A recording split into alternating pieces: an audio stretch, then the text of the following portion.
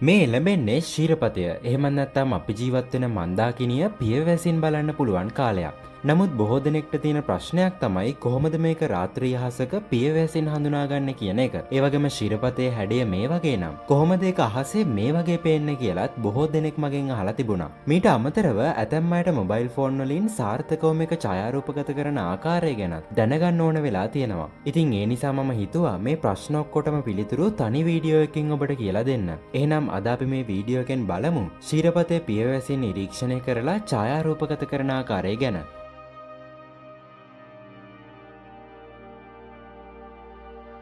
මුලින්ම අපි බලමු ශීරපතය පියවැසින් සාර්ථකව බලන විදිහ ගැන. ශීරපතය කියන්නේ තරු වගේ අහස බලපු ගමන් පේන දීප්තිමත් වස්තුවක් නෙවෙයි. මේකේ දීප්තිය තරමක් අඩු නිසා පියවැසට එකවර හඳුනගන්න බෑ. ඒ නිසා මේක බලන්න නම් ඔබට සිදුවෙනවා ඒක අහසේ පිහිටන ස්ථානය හරියටම හොයාගන්න.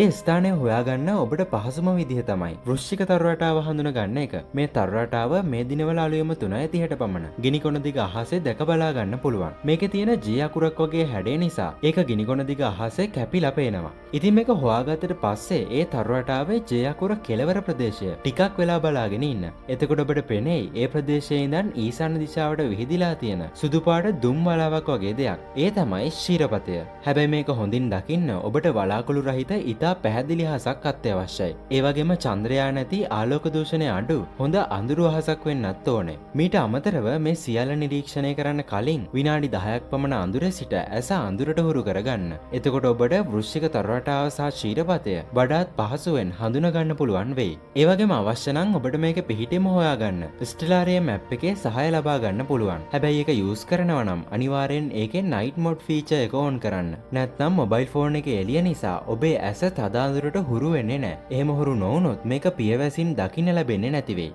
ඉතින් මෙහෙම ශීරපතේ බලද්දි ඔබට මේක පේන හැඩය ගැන ගැටලුවක් මතුවෙන්න පුළුවන්. මොකද ශීරපතේ හැඩය මේ වගේ සර්පිලාකාර එකක්.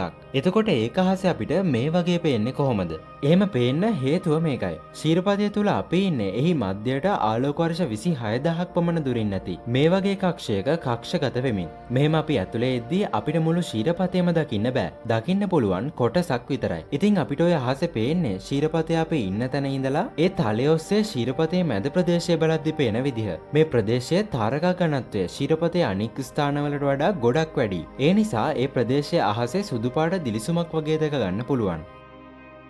හරි, දැන් එහෙනම් අපි බලමු ඔයාගේ මොබයිල් ෆෝන් එකෙන් ශීරපතේ මේ වගේ හොඳ ෆොටෝ එකක් ගන්න කොහොමද කියලා. මුලින්ම කියන්න ඕනේ මේ වගේ ෆොටෝ එකක් ඕනෑම ෆෝන් එකකින් ගන්න බෑ. අනිවාර්යෙන් ඒකට ෆෝන් එකේ කැමරාවේ ෂටර් ස්පීඩ් එක අඩුම තරමේ තප්පර 5ත් 30ත් අතර අගයකට අඩු කරන්න පුළුවන් වෙන්න ඕනේ. ඉතින් ඒ නිසා මුලින්ම ඒක ඔයාගේ ෆෝන් එකේ කරන්න පුළුවන්ද කියලා චෙක් කරලා බලලා ඉන්න. මේක චෙක් කරන්න ඔයාගේ ෆෝන් එකේ කැමරා ඇප් එක ඕපන් කරලා ඒකේ මෝවලට ගිහිල්ලා Pro Mode කියන ඔප්ෂන් එක සිලෙක්ට් කරන්න. සමහර ෆෝන් වල නම් මේක එක්ස්පර්ට් මොඩ් කියලායි තියෙන්නේ. මේ ප්‍රෝ මොඩ් එකට ගියාම එතන ඔයාට මේ වගේ සෙටින්ස් කීපයක් බලා ගන්න පුළුවන්. එතන S කියලා තියෙන්නේ ෂටර් ස්පීඩ් එක.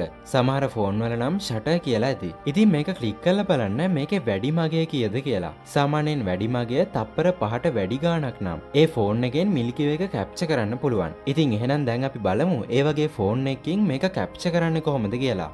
මේ වැඩේට ත්‍රිපෝඩ් එකක් තියෙනවා නම් ගොඩක් හොඳයි. හැබැයි අත්‍යවශ්‍යම නැහැ. මේක ඕන වෙන්නේ ඇයි කියලා වීඩියෝ එකේ ඉස්සරහට ඔබට පැහැදිලි වෙයි.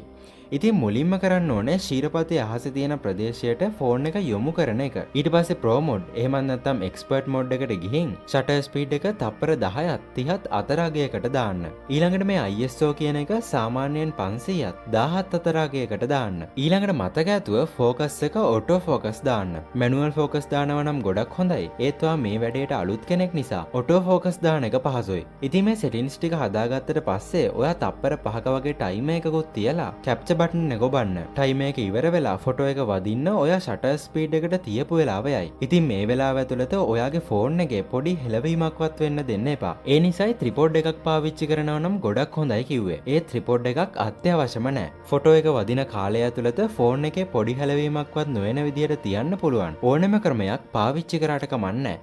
ඉතින් ඔන්න ඔය විදිහට තමයි ඔයාගේ මොබයිල් ෆෝන් එක පාවිච්චි කරලා ශීරපතේ ෆොටෝ එකක් ගන්න. හැබැයි ෆොටෝ එකේ ක්වොලිටි එක ඔයා තියපු ෂටර් ස්පීඩ් සහ ISO අගයන් මත රඳා පවතිනවා. සාමාන්‍යයෙන් මිල්කි වේ එක කැප්චර් කරන්න ඕන ගැලපෙන මාගයන් ෆෝන් එකෙන් ෆෝන් එකට වගේම ඔයා ඉන්න ප්‍රදේශයේ ස්කයි කන්ඩිෂන් එක මතත් වෙනස් වෙනවා. ඒ නිසායි මම ෂටර් ස්පීඩ් සහ ISO තියන්න ඕන අගය පරාසයක් දුන්නේ. ඉතින් මේ අගය පරාසය ඇතුලේ විවිධ අගයන් වලට වෙනස් කර කැප්චර් කරලා බලන්න. එතකොට ඔයාට ඔයාගේ ෆොටෝ එකේ ක්වොලිටි එක වැඩි කරගන්න පුළුවන් වෙයි. ඉතින් එහෙනම් මේ විදිහට මමත් මොබයිල් ෆෝන් එකෙන් ගත්ත ෆොටෝ ටිකක් බලලම අපි වීඩියෝ එක අවසන් කරමු. එහෙනම් ඔයාලත් උත්සාහ කරලා බලන්න. මේ සම්බන්ධව ඔයාලට මොකක් හරි ගැටලුවක් මතුවුණොත් කමෙන්ට් සෙක්ෂන් එකේ එක අහන්නත් අමතක කරන්න එපා. එහෙනම් තවත් අලුත් වීඩියෝ එකකින් අපි ආයෙත් හමු වෙමු.